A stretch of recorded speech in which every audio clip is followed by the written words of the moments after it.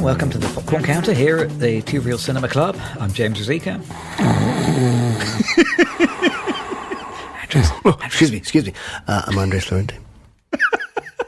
This is not the first time I found you asleep at the... And it happens. It happens. Popcorn Counter. This does happen. It's I shouldn't bring my CPAP to these theaters because I just turn my machine. I just start sleeping. Sorry. Go ahead. I hate to wake you up to ask you this, but I'm going to ask you anyway. I've got two questions for you. And the two questions... Not 40 questions, please. No, thank God. I've got two questions, and the two questions are kind of the same question. I'm going to ask you...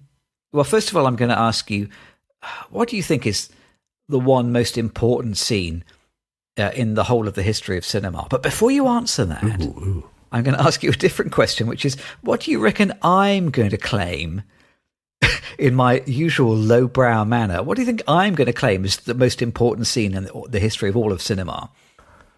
They're two good questions. Huh. But bear in mind, I'm only going to answer the second one. I think... Does it have anything to do with sleep or dreaming by any chance? Because that would help. It does have something to do with sleep. This is exactly why I bring it up. Rosebud. When I get it. Yeah, really? That's too good. That's too highbrow for me. Citizen Kane. He's sleeping. As you know, I'm always going to go with something lowbrow. But I think the most important scene in all of cinema occurs in the 1990 Paul Verhoeven film Total Recall, starring Arnold Schwarzenegger. That was my second guess, to be honest, or to be maybe dishonest. So I in fact, in researching this, I went back to watch it again this afternoon. So pretty much exactly 15 minutes in. Have you seen Total Recall? Like the original 1990? Boy, not that I remember, but I mean, I'm sure I've seen it, but it's just so distant. Yeah. I remember being at the cinema when the trailer for Total Recall first came on. I was kind of there with some friends, and the trailer says something like, it was something like Arnold Schwarzenegger, and a big picture of Schwarzenegger, and then it's something like, someone has stolen his mind, and he wants it back. And there's a big laugh in the cinema from this brilliant line. So in Total Recall... Schwarzenegger plays, a guy who's just like an ordinary Joe. He works a construction job. He's just an ordinary guy, married to Sharon Stone, but otherwise life is pretty ordinary for him. But he kind of longs for a more glamorous life, and he goes to visit this company called Recall, who will implant memories of a more glamorous life that you may have lived. So if you can't afford to go and have a holiday on Mars, instead you can pay a much lower price, and they will implant the memories of an enjoyable holiday on Mars. And so you feel like you've had an enjoyable holiday, even though you've never left the planet. And Schwarzenegger goes along to Recall to get these memories implanted. And the salesman in Recall, he tells Schwarzenegger, he says, I've written it down here. He looks at him in the eye and he says, let me suggest that you take a vacation from yourself.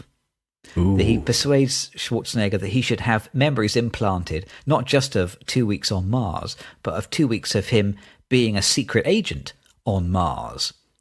And I think, this notion of having a holiday from yourself is Paul Verhoeven explaining what cinema is. That we go to the movies, we sit in that chair and we watch the screen and we have a vacation from ourselves for 2 hours. Yeah. So Schwarzenegger, he pays for the vacation package, where he thinks he's going to wake up with memories of having been a spy and saved the whole planet on Mars, and the kind of the doctor who administers the anesthetic before he gets put in the machine to have the memories implanted. She tells him, "Ready for dreamland?" and she injects him. And 18 minutes into the film, he closes his eyes, and I am pretty sure that the whole of the rest of the film, which turns out to be a big, exciting action adventure about Schwarzenegger being a spy on Mars and saving the whole planet. The whole of the rest of the film is just his dream, which is being artificially implanted when he goes to visit the Recall company. I think there is, a counter argument to be made, and it's supposed to be a little bit contentious. And well, maybe it's real, maybe it's not, maybe it's the implant, maybe it actually happens for real. But my personal interpretation of the film is that everything that happens after 18 minutes is a dream. But that is the core of all of cinema, isn't it? That this is something that Brian Dunnigan, our tutor at film school, often used to say, that films are collective dreams. That we go into this room and we share a dream with strangers for 2 hours. That's what cinema is, and this is one of those tropes that I have since always looked out for in films. I think people falling asleep in films always kind of rings this little bell in my head where I have to think, is the next bit of the film going to be a dream or is it real? That's one of those kind of film nerd spots that I love to do. The dark room, the times when you actually fall asleep during a really slow film. I've done that plenty of times as well, yeah. Seeing something, shared images. The way I disagree is this. I think that like the setup is like a collective dream, yes, but I think dreams by their very nature are so personal and they're deeper looks into ourselves. Whereas films, as you just said, is sort of a way of getting away from ourselves. So I really, I disagree fundamentally on one level, but the setup is there. You're in a dark space. You're seeing things, especially in the earlier days of cinema when you wouldn't hear voices, because we don't all hear voices during films. I mean, during dreams. Sometimes I can recall what people say, but it's much more about the pictures. So I think telling stories or seeing stories through pictures is I think the biggest similarity between film and dreams. But a lot of it's there. I very often, if it's a film where there's a lot of dreaming, I feel disappointed because I want to know that it's a real story. We saw a film. Is it Fritz Lang? I don't remember. It's Edward G. Robinson. I think it's called The Woman in the Window, where Edward G. Robinson is sitting in this restaurant, and then he meets this much younger model, completely age inappropriate, out of his league. I forget. He's probably a married man. I don't remember. But and all of a sudden, he gets into this murder story with her, and it seems really real. But it's very late in the film. Basically, the ending, you realize he's fallen asleep in this restaurant talking to a friend or something like that, and he dreamt this whole thing. And it's a great film, but I think you could have taken away the bookends, and it would have been a really interesting film.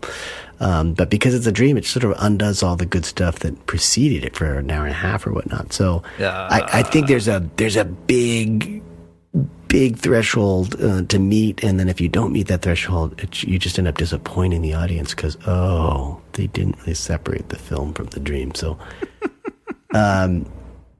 so I mean, I think great examples are we watched The Matrix a while back. I think so much of that is really twisty. Is that dreaming, or is that they're plugged into this other worldscape, this other matrix and whatnot? I mean, they play on that constantly in that film, don't they? It's full of wake up Neo, where he's constantly being told to wake up. But it's pretty clear. I think that's the difference with that film like that. It's like it's pretty clear that when they're plugged into one thing or the other. So I think you need some clarity, because if it's not clear, I think it just sort of makes a mess of everything. See, I'm going to counter that by saying that sometimes a complete lack of clarity is a gift. Yeah. Insofar as my counterexample is Mulholland Drive. Yeah.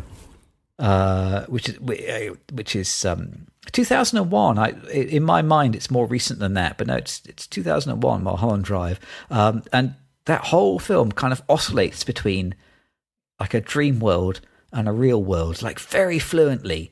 So you get to the end and you kind of feel like, I think some of that was a dream, but I'm not even really sure which bits. Yeah.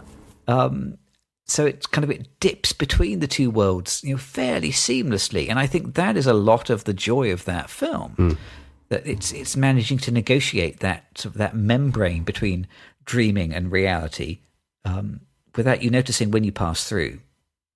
So sometimes it's a bonus, I think, if you're not entirely sure whether it's a dream or not. Yeah. Is that film a dream? Do you like that film even? That you have mentioned one of my least favorite films in the history of cinema. So I can't speak objectively about it. I didn't understand it. I didn't enjoy it. And yeah, I mean, there are a couple David Lynch films I really like, and then there's a lot of David Lynch that I just think should have been left in the dreams of David Lynch somehow. Speaking of dream harvesting, yeah. I don't remember it, and I think that's a good thing. So I'm going to continue to not remember that film. What you mean is you're expunging it from your memory. Yes. It was never there very long. I remember laughing at it and thinking, oh, okay. I hope I paid for that film with my blood, because I don't think he deserved my money. You're paying for a film with blood seems like a fairly David Lynch way to go to the cinema, actually, yes. It is a very good David Lynch. Yeah, I mean, the guy's, he's a special one. He's a special one. As I said, it'd be like Blue Velvet. I love that. I don't know if that's any good. I haven't seen it in a long time, but I love that film. And Elephant Man's probably one of his best films, but even that one I've seen more recently and wasn't as wowed by it as an older adult. But I think he does sort of traffic in the dream world a lot, so he's a pretty good director to bring up in that way. Now you like Fellini, though, don't you? Am I not right? Fellini's a guilty pleasure, yeah. He's one of my absolute favorites, and there are some films of his that are just detestable. He has some of the worst films I've ever seen, and then a handful of masterpieces that are I think great, and they're all very dreamy. I think he does a pretty good job of like making reality, which is often very mundane and boring. I think he makes it feel very dreamy, and I think that's what I love about his film. So I'm glad you bring up Fellini. What are you thinking? Well, 8.5, I think, which I'm sure you know much better than me. Yeah. That isn't that whole film, kind of straddling the border between dreams and reality. Yeah. It's like a walking sleep film, I think. That's the way I think of it. It's like he's walking through his own life, and he's got this sort of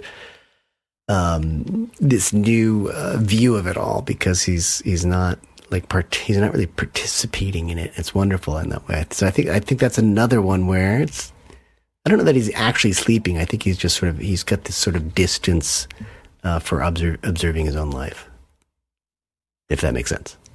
Yeah. Okay. I'm going to drag things down into the gutter here, because my other favorite example here is far, far less highbrow than Fellini.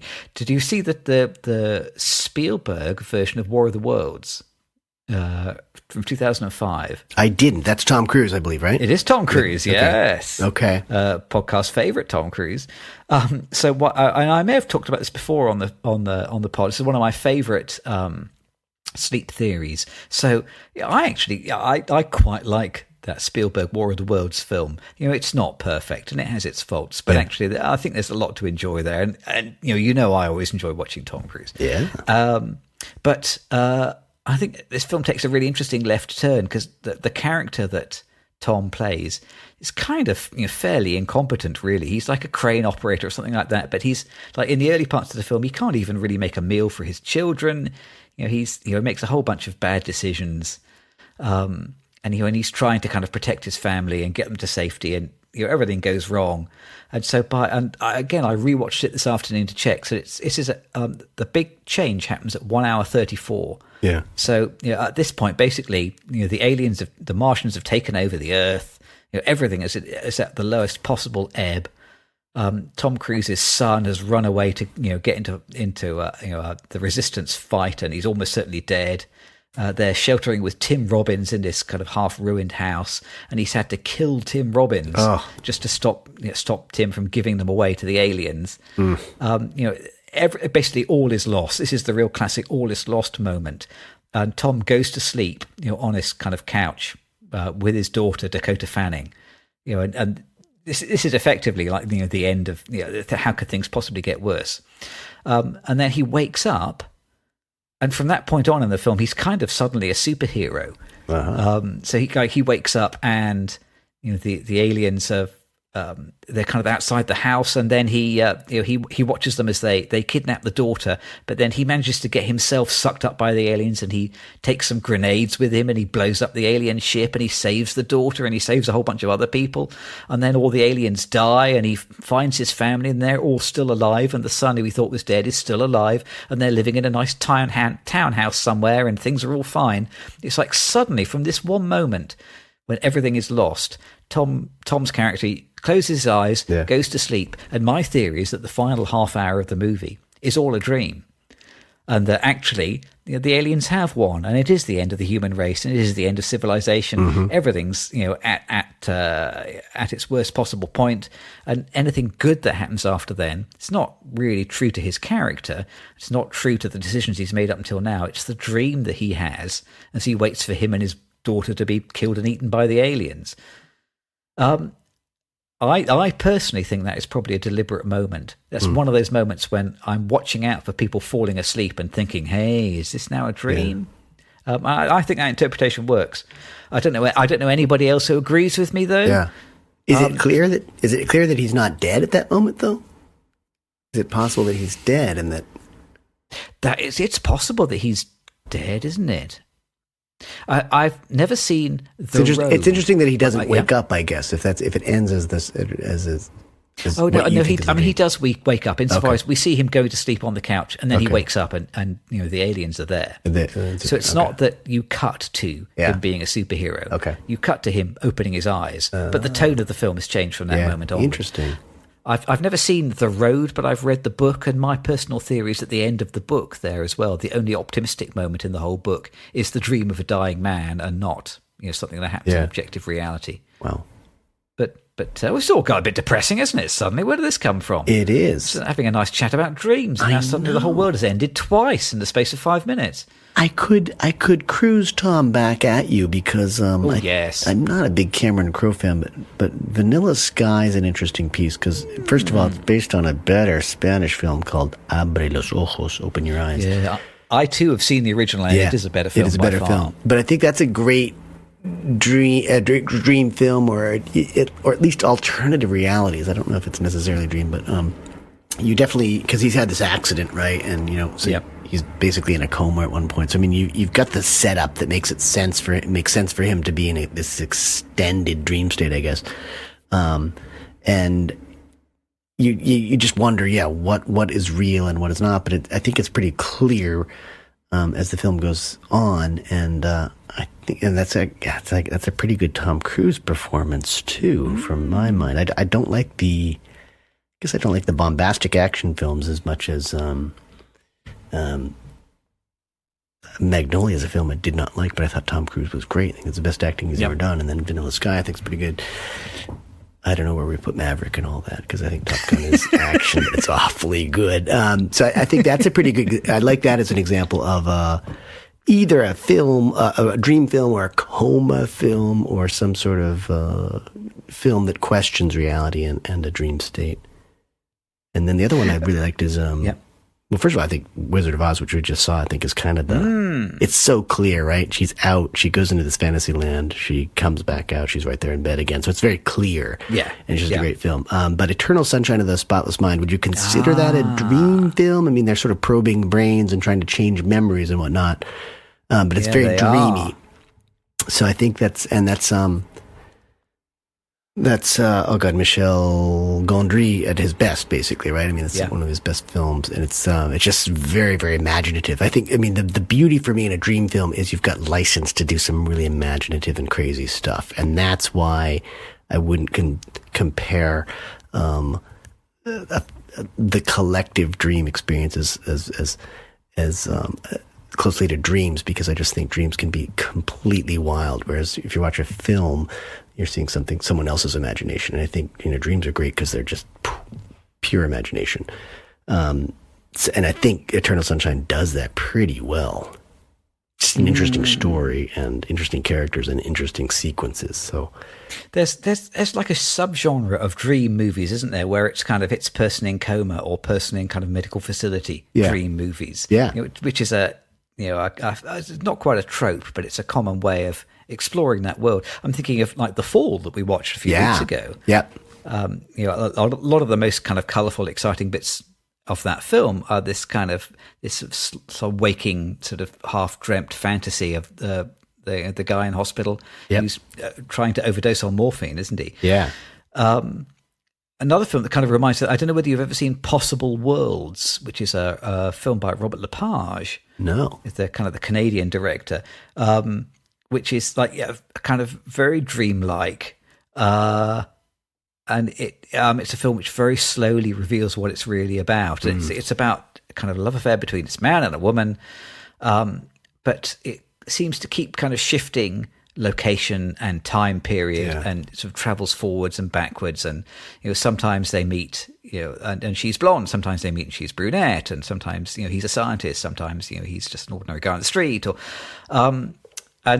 towards the end of the film, they start talking about how one of them had an accident, but they were able to rescue their brain. Although the body perished, but fortunately the brain is kind of very subject to hallucinations, and it's just kind of being kept and preserved, and nice. And it's not really clear how much functioning the brain has really got, and it gradually becomes clear that the film that we've watched has been the kind of the slightly confused, muddled memories of this disembodied brain. It's kind of a bit of a tragedy come the end of the film, but it's beautifully portrayed. And it has, again, that kind of dreamlike feel of this sort of medically induced coma. What is real? What is a hallucination? What is a result of the drugs? What is a fantasy? That kind of space where cinema lives. I think it's important to set up a premise. I think you need a good premise for the coma state or the dream state. It sounds like Total Recall has that. Some films have it. You've got an excuse to get someone into that dream state, and then you can run away with it. But if the premise isn't strong, like I'll go back to the first film I was talking about, the woman in the window. It's like it didn't have a strong premise. It was just a guy in a restaurant falls asleep. All of a sudden he's dreaming of this woman he's just met, and he's incorporated her into the whole story. But then the story just runs and runs and runs till the very end, where something else happened. You're awake, and it's none of it's true. As a moviegoer, it's like, please. I remember being told in school when I was like 9, don't end any stories with he woke up and it was all a dream. Exactly. I remember a teacher being furious if ever anyone ever put that in a story. Surely, if you figure that out by the age of 9, you shouldn't still be doing it. And having said that, The Woman in the Window is actually a pretty good film. It feels like a Coen Brothers film. It's just got this wacky kind of tone, and it's probably from the 1940s or 50s anyway. So it's funny, but then you're just disappointed the whole thing is a dream because it was such an interesting story, an interesting film. So you could still have a good film, and then you can still ruin it with just a scene or two. Jeez. That's a lesson to learn, too, when you're 9 years old. So it was all a dream. There's one other kind of cinematic dream that we haven't kind of really talked about, which is where people just go to sleep on screen, which is, I don't know whether you remember The River. It's a 1951 Jean Renoir film that we watched at film school. Oh, God. It's kind of based on a Rue McGodden novel, I think, and it's all about this kind of colonialist family living in India. And towards the end of the movie, there is this really beautiful scene. It's quite a long scene where all of the characters in the film all lie down and have a nap. And it's just one by one, you just kind of follow each of them, go to their special place in the bedroom or the living room couch or wherever, and they lie down, they have a nap, and it's this beautiful, really restful 3 or 4 minutes of the film where you just watch people lie down and have a nap. I feel like if ever I have insomnia, that is the little film clip that I want to watch. There'll be something about watching somebody have a nap that would inspire sleep in anybody, I think. A little bit like you can watch YouTube videos of other people doing homework. I know my children have got friends who do their homework while they have a YouTube video of another person doing homework playing on the screen next to them. You should be able to have a video of someone having a sleep, and then you can fall just asleep. kind of pick up the vibes through the screen. Or you could listen to a podcast. Some podcasts put you to sleep too. I do that sometimes. This has all been. You're doing that at the start of this podcast. I was. And I'm going to go right back into it. This is helpful for me because I am writing something that's very dependent on dreams and hallucinations, and I need some clarity. So I think that for me is a key factor. A key element is just making sure it's kind of clear. So this has been a very beneficial conversation for me. Has to be clear, unless you're David Lynch. Yes. Don't do what David Lynch does. There's another thing I've learned in this podcast. This is a good podcast. We've learned a lot. There's a third thing which you haven't learned, but you're about to learn now, which is that all the way through this podcast, you have had 5 kernels of popcorn stuck to your forehead. Oh, my God. Oh, it's because they got stuck in my face mask. Here, let me put my face back. There's still some popcorn in there.